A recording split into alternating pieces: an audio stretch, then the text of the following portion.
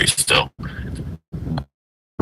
If we do want to get them out in large numbers, we have a lot of people to do it, but it's also going to require, like you're saying, a shitload of militias in the state allowing people to support them as well.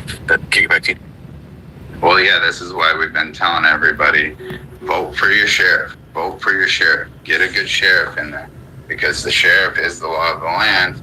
And if you can get a militia that's headed up by your sheriff, there's nothing that anyone can do to stop you, period. I mean, even the president of the United States of America can't stop you in that sense. So, when you're at war and you're at war in your own country, nobody's going to be stopping you about militias. Like I said, Trump already posted it out. I'll throw it up in the Jumbotron so you guys can see what I'm talking about. And he posted this back in March. I think March 21st of this year, he made that post letting everyone know. He's been dropping hints, hoping that people like us would be able to disseminate and let people know. And we've done the best. We've been talking about this for an entire year, trying to inform people, but our platform we're not a huge platform. So it's not like we can inform everybody in the country. Yeah, you need a lot bigger platforms than what we have.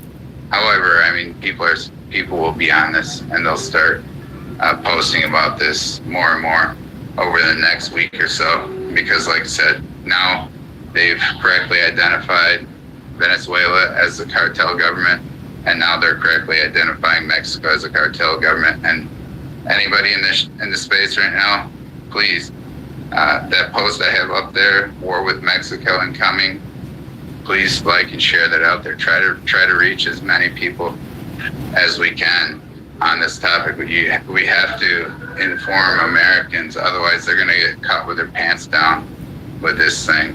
Other people are posting on it, but they're not posting it directly saying, yeah, this is a war, we're going to war with Mexico. They're just talking about like the things she said. They're not giving the implications of what she said. The implications of what she said is giving us the go-ahead to go to war with Mexico, because we're going to war with the cartels, and they are terrorists. If you guys don't know, when Trump first got in office, he listed all these cartels as terrorist organizations. And again, everybody here who's 30 years older plus, you know what the war on terror looks like. You know what it is. It's not rocket science. Our entire generations lived through that. We know what it is. Most of us fought in those wars of our generations. It's coming home, and it's right in our country, on our soil. Go ahead, Rush, jump in there. Yeah, exactly. I mean, and he's already declared the cartels a terrorist organization, and now that we have Congress people saying that the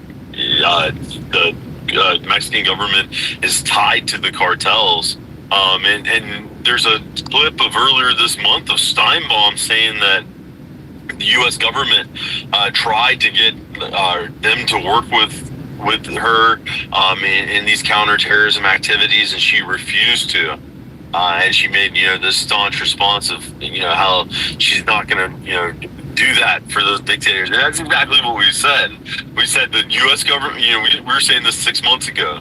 They're going to go in there. They're going to try to work with the Mexican government with special forces and using air support to take out the cartels. But we know the Mexican government is corrupt, and the Mexican government's not going to work with the U.S. government, and then it's just going to lead us to go to war with Mexico. And it is all playing out exactly how we kind of said. And a war with Mexico is not going to be like a war in Afghanistan or Iraq, where we have to put stuff on a ship and put every a truck that goes over there on a ship that takes a month, and then port that off the dock, and then put it on a truck and transport it over to the country we need. We are right the country we need. We have rail that can take, our infantry and, that stuff right to the front lines. We have, most of our air bases are down there in that region in Florida, Texas, New Mexico. All over, like our drone headquarters is pretty much out of Las Vegas, which is, a perfect location to start flying drone missions right into Mexico to take out every one of these cartel members, and it'll be good for Mexico also. Mexico has turned from this lackadaisical third world country to a terrorist cartel state full of elite cartel members that are enriching a portion of that population, but a lot of the impoverished and poor people in Mexico are living in the worst squalor times they've ever had. So I mean, we need to take out this narco terrorist state, and it'll, like General always points out, it'll be taking out the deep state, the CIA, that have worked with the Mexican government to push the fentanyl crisis here in America, enriching those cartels and killing hundreds of thousands of Americans. And it's time for retribution, and it's time to get the invasion out and reverse the La Raza's push for reconquista of that southwestern area of the United States, and we need to use this war to do mass deportations and get all these people out of our country. I mean, it will be the most possible, the most palatable way to do these mass deportations is for this war to start, justify this war. Because we know that the terrorism activities will start immediately, take this terrorist state that's right next to us out, and no more we're going to fight these foreign wars. It's going to be just wars, and it's good to hear, because one tribe said those things. He said, my son. I don't want my son going and fighting in the Middle East. I want my son fighting for our nation on our borders, and that's exactly what this war will be. So. Yeah, that's my take. It's going to be good. It's going to be a huge win for America. And I apologize, guys. I don't see any hands. I don't know if we heard from Angry American. Yeah, we did. You go, General. I put up the post from the White House up there where he's talking about, getting your militias, and they're not to be infringed upon. And that was in March. He was given the go-ahead. So start getting your militias, because we're going to war, and there's a lot of these people in our country. Tracy, go ahead. Yeah, good morning. What Rush was saying here. So Saturday night, my husband and I were sitting outside. Then he went to bed about 1 o'clock in the morning. I went outside. There were a sky full of black helicopters going over, headed south. And this went on for hours. Now, helicopters go over all the time, but what was so bizarre about it is that it went on for hours. There would be 5 that went by. 15 minutes later, 10 would go by. I mean, this went on for hours. So looking up at the sky was like looking at a flock of birds going by. They just kept on going by. So that part was unusual. And so I'm not sure how that's connected, but it headed headed south anyway. So that happened. Yeah, they're probably trying to bait one of these Mexican cartels to try to shoot at one of them, try to shoot it down. That'll be the spark.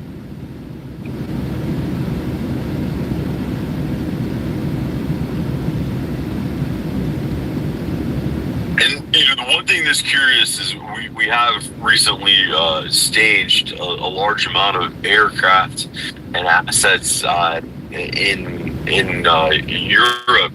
At the same time, though, that because you're looking at flight paths. The only way to see where our fighter aircraft and that type of bombers, all that stuff goes completely off the radar when they're flying around, because it's a strategic secret where that stuff is going to.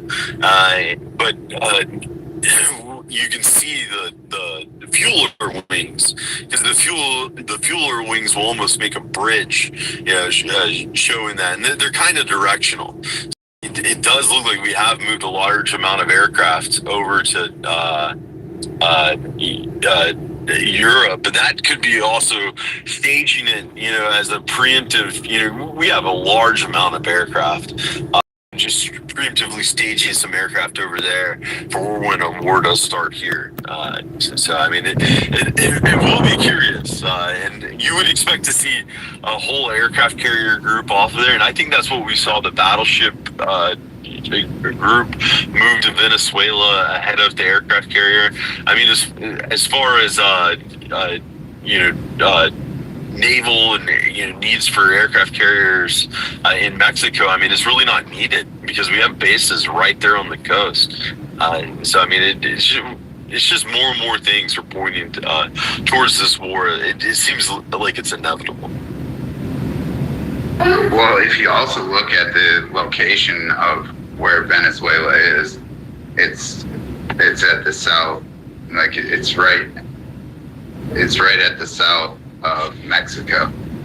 So now we have our naval fleet right there in the south, in the south of Mexico, and they can go right back and forth between Mexico and Venezuela extremely, quick. We can have support on all ends going at Mexico. Angry American, go ahead, jump in there. Oh, I was just going to make sure that, and I think a lot of people in this space probably think this way already, but if we go to war with Mexico, for everybody to really internalize what that means and to be prepared, right? I would say to be prepared all the time, but a war with Mexico is a very legitimate chance for supply lines to your modern world being cut off for weeks or months at a time. There are a lot of them here, and a lot of them are ingrained within the logistics side of everything the United States does. Your United States military is going to see a subversion because they're listed there to great numbers. You're going to see a lot of amount of desertions and then active roaming gangs. So if there any war that should bring to attention that us as Americans need to use the Second Amendment, need to be in our militias, like he was saying earlier. And then not only that, you need to be able to survive without your local grocery store or gasoline stations being operational for extended periods of time. This, like a war with Mexico, just to reinforce, will be disgusting. It will be really tough because of how ingrained they are with us. And if we're talking about this, people need to really be prepared for what that means and how to prepare themselves so you don't feel like you're enslaved to whatever roaming gang runs by at any time. And then I'll kick it back to you guys. Yeah, they're already, like, I wish Drew was up here, and Drew can come up here. There was an explosion at the refinery down there in Louisiana, which is the main refinery for the United States. So they're already trying to target our infrastructure. We're at war, guys. They're already waging war on us.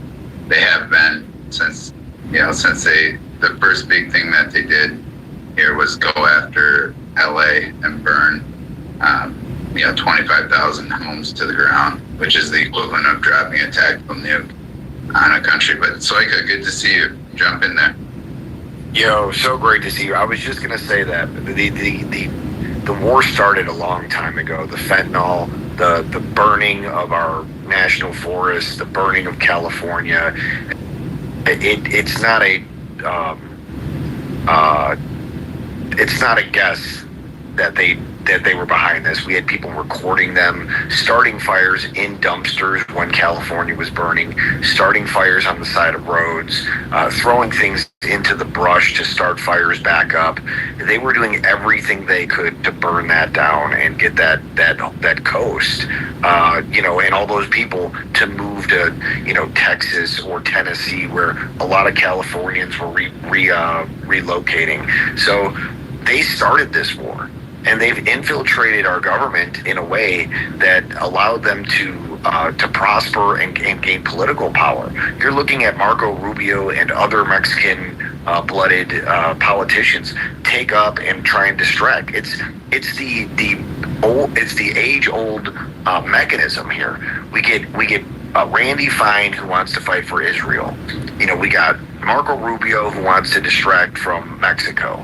We got everyone who's not loyal to the United States. You got Ramascammer talking about how We need to move things out of China to India. None of these people are truly American. And it's becoming more and more obvious. This space, these hosts make it more and more obvious every single day that these people have no loyalty to you. They have no loyalty to this country. They have no loyalty to our government. They have loyalty to their own people, and they're using us to basically subjugate our labor and build tax dollar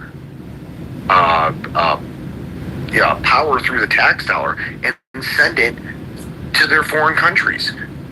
Defending the border in Texas is somehow seen as like a violent crime and evil, and we should have open borders. Who was behind this propaganda? Who is telling people that all people are there's no such thing as an illegal immigrant? That there should be no borders? That the earth is just a free wandering place. Go to Russia and tell them that. Go to China and tell them that. They'll execute you. They'll throw you in jail for 20, 30 years for crossing their border. This isn't a joke. This is the United States of America, the strongest and greatest nation to ever exist on the planet. And we shouldn't just allow everybody to walk in here because we're nice.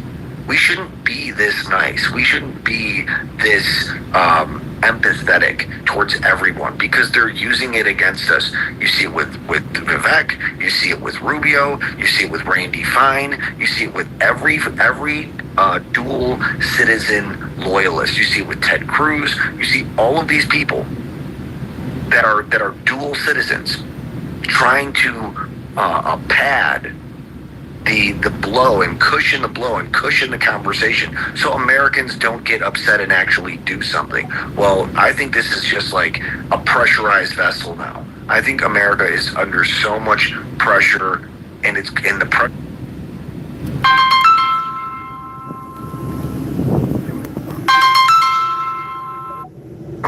everyone feels a specific way about America now, and everyone wants something back. They want their Sorry, I gotta go take that call. I'll probably fire it back up here in a minute. I don't want y'all